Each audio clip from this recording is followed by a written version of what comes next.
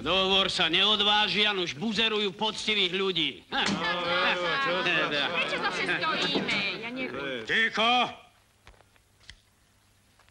Každý si pripraví legitimácie a bez vyzvania ukáže, čo nesie. Vaječka na trh. Nech sa páči. Aha.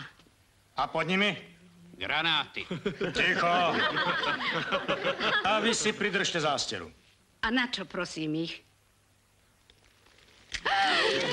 Anciáž jeden. Bože môj, toľká škoda, no kto to kedy slýchal? Partizáni by vám ich zrekvírovali, Sarka. Tak bude tu už ticho. Kde robíš? U baťu.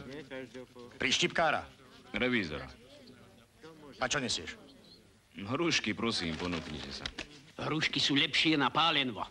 Nepiskujte, človeče, lebo...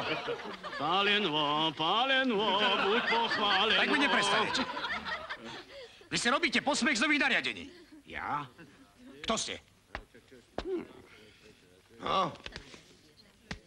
Alexander Veľký. Je to tak?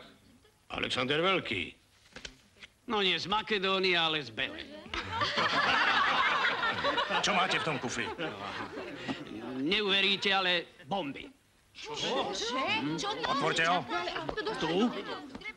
Beriete si to na zodpovednosť? Poďte s tým von, človeče. Dobre teda. Poďme von. Von!